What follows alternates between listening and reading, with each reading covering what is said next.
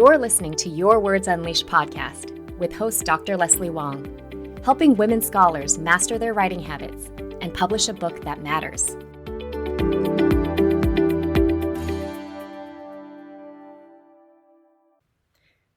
Hi there, writers. I decided to do this episode after hosting an informal group coaching session for folks on my email listserv last week. My summers are crazy and I have no mental space to do anything extra. But once fall rolls around and my clients head back to campus, my schedule frees up a lot. I can come up for air and read, think, and dream more expansively. One of my priorities lately is acting locally and doing more small things that tangibly help those in my community. As the late, great Jane Goodall said, think locally and then you have the courage to act globally. If you only think globally to start with, you won't have the energy to act. For the past year, I've been taking my 5-year-old son to feed animals at the local science center on the weekends. And let me tell you, there's nothing that can cheer you up faster than watching a chinchilla take an enthusiastic dust bath. I also donate to a food pantry in town that anyone can use when they need it, and intentionally leave positive Google reviews for local businesses. I really believe that the small things add up to something much greater. Then it dawned on me that I have a community of kind, conscientious people who are on my listserv, and I wanted to help them in a small way as well. I had some space on a random Wednesday morning, so I decided to offer an hour of free group coaching. My invite message said that their only job was to come and offer their support to others and receive support from others.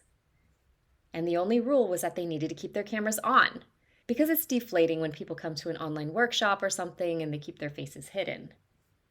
So in the end, about 15 people attended, and it was a lovely mix of current and previous clients and other folks I've never met before.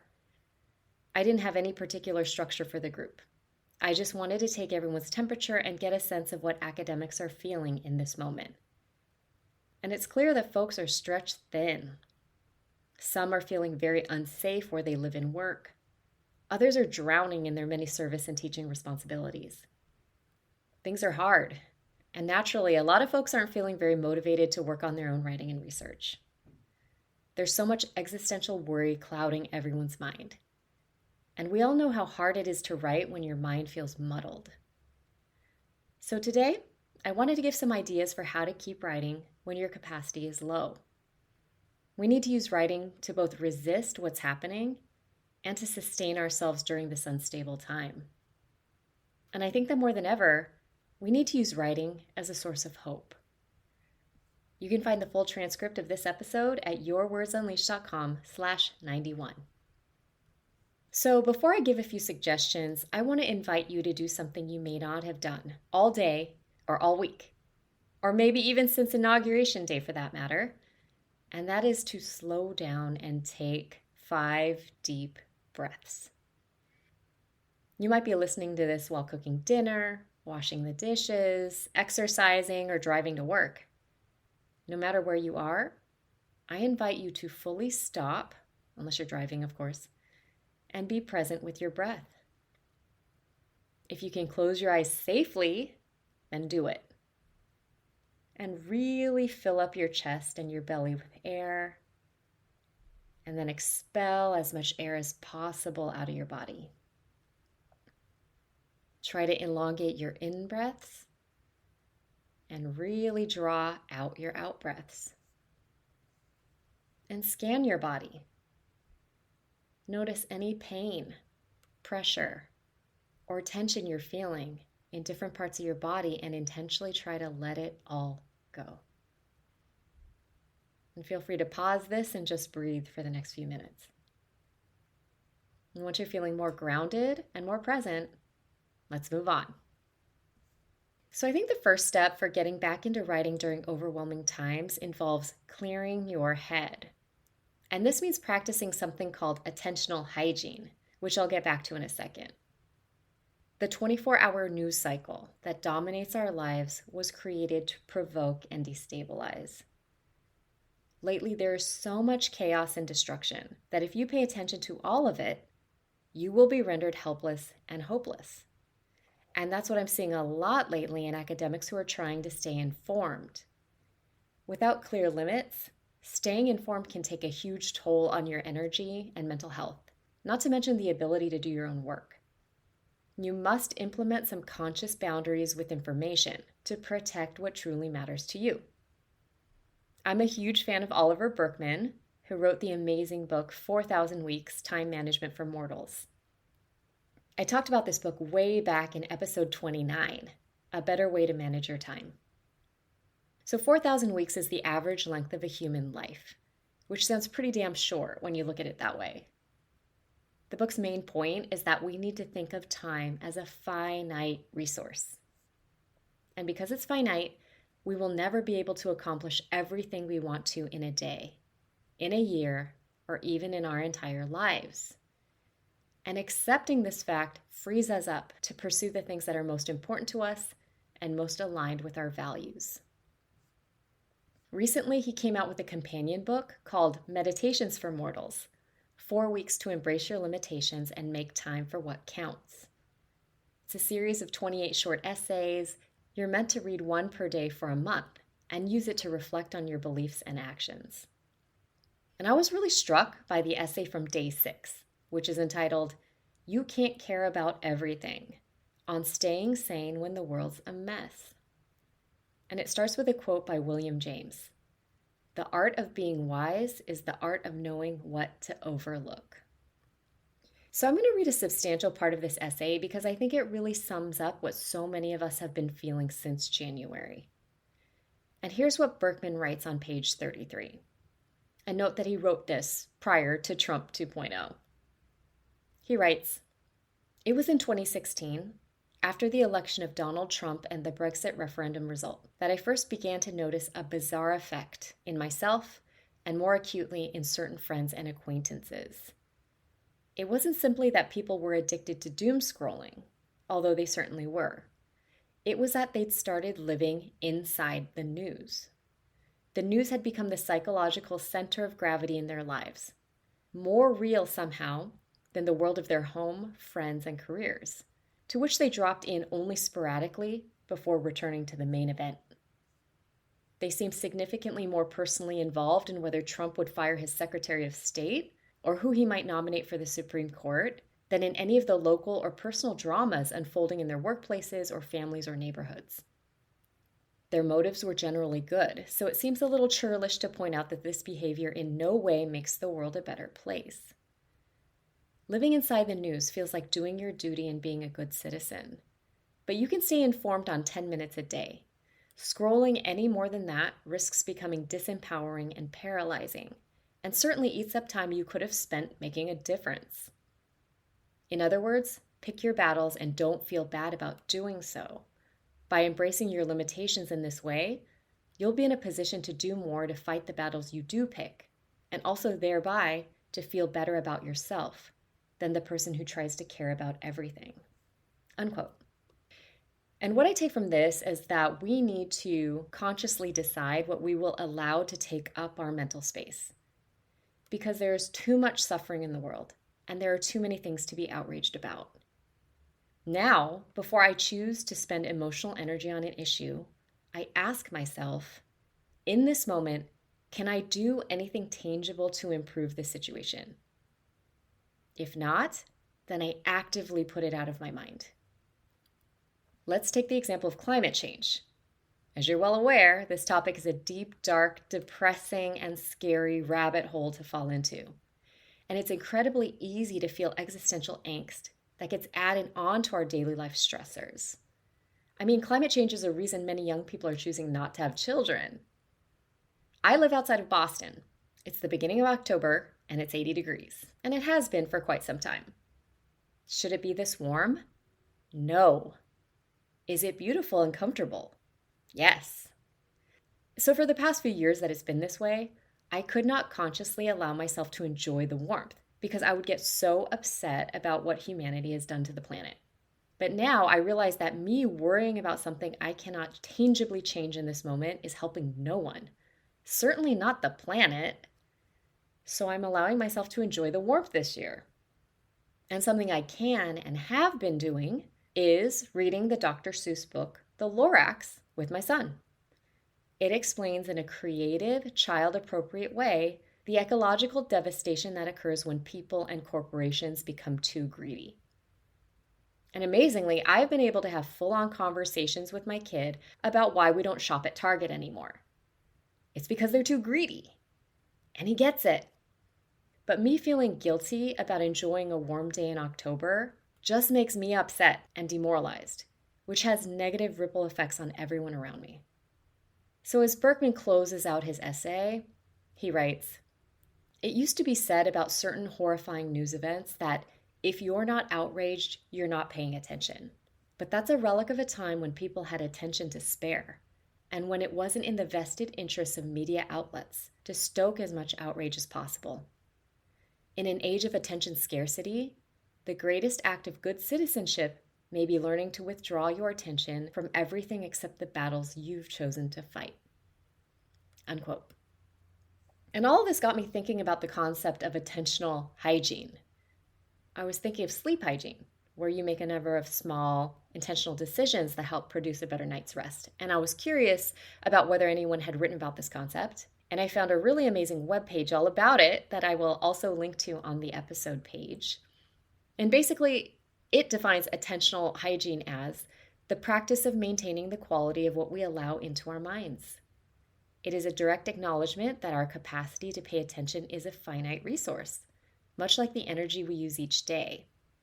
The daily management of this resource involves making conscious choices about the information we consume, the notifications we receive, and the media we engage with. By being selective, we create the mental conditions needed to focus on what is personally meaningful and important. All right, so ultimately, protecting your mental space is really what I think is the first step in getting back into writing when you're at low capacity. So let me ask you, what do you want to limit to conserve your attention for the things that matter most to you? Are you going to take the New York Times app off of your phone, like one of my clients did?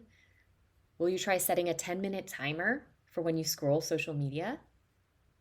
And maybe you'll commit to not reading any emails until after you've spent half an hour on your own work. Remember that it all starts with intention. So the second suggestion I have for writing when you're overwhelmed is to redefine what counts as writing. It's tempting to measure progress by things like word counts, completed or submitted drafts, or the hours you've spent sitting at your computer. But when your capacity is limited, progress looks different. Reading one article and jotting a few notes counts. Revising a single topic sentence counts. Even thinking over a question in your mind while you're taking a walk counts. And you really don't need hours to make progress. Instead of waiting for a wide open day that may never come, I would encourage you to commit 15 to 20 minutes of focused work a day on your project. And if you've broken things down into the smallest possible chunks, then there's a good chance that that amount of time will be enough to complete one of them. Maybe you do 15 minutes, assess how you're feeling, and then commit to 15 more. And this is especially good for tasks that don't require super deep thinking, like reading, taking notes, or proofreading a document. If you're feeling too frazzled to type, try dictating a voice note instead, where you brainstorm ideas. And these small actions will keep your project alive without demanding too much. So my third and final suggestion follows from the previous one, and it is a simple practice of keeping a done list, which is a daily record of what you've done that day in service to your own scholarship. Recently, I've been talking to a lot of clients about how they feel like they're working nonstop, but making no progress at all in their research. Obviously, this is really demoralizing. It's also untrue because people aren't giving themselves credit for the things they have actually done to move their research forward. So at the end of your day, or even after a short writing session, take a minute to record what you did towards your research. Again, no matter how small it seems, it counts. They could be things like, I reread the introduction to my article and tightened 2 sentences. Or I located 1 citation I've been meaning to track down. Or I opened my dissertation and reread the intro chapter. or I took notes on an article related to my next project. These are the kinds of tasks that rarely make it onto a to-do list because they don't feel big enough. But together, they're the foundation of progress. And when we're feeling overwhelmed, it's the smallest things that count the most. A done list helps you see that even in a packed week, your research hasn't disappeared.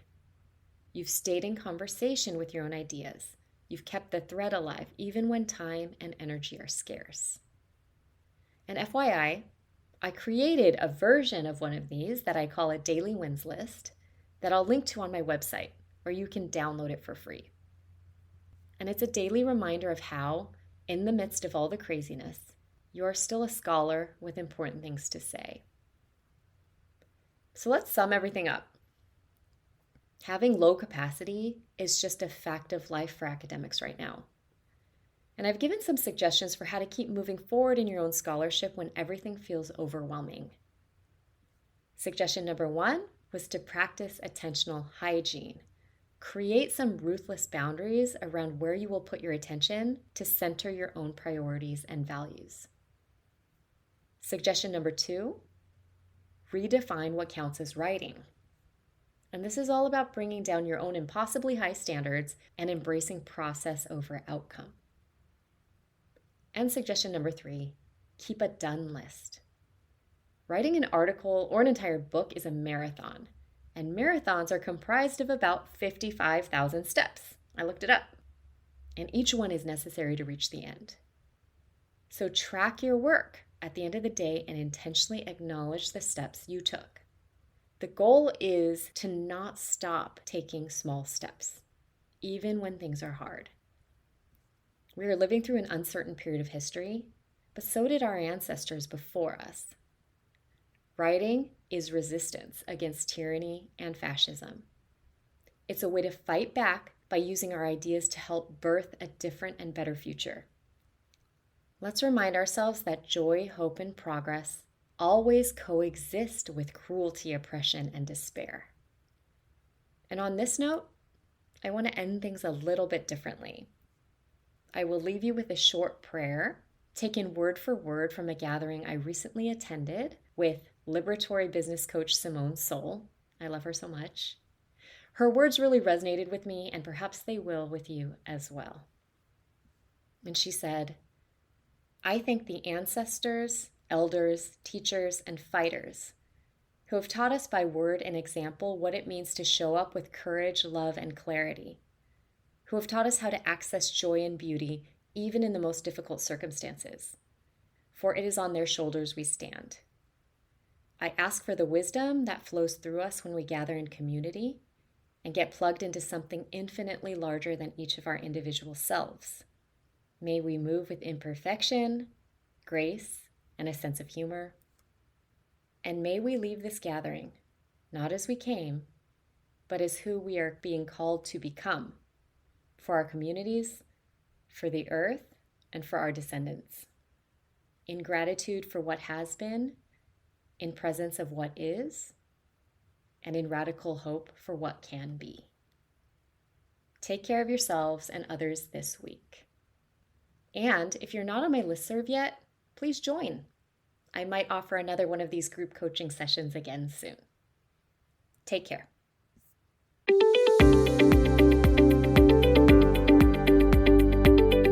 Thanks for tuning in to Your Words Unleashed podcast. If you enjoyed this episode, please share it with other writers or leave a rating and review. To find the full transcript and catch all the latest from me, check out my website, yourwordsunleashed.com. I'll talk to you next time. Happy writing!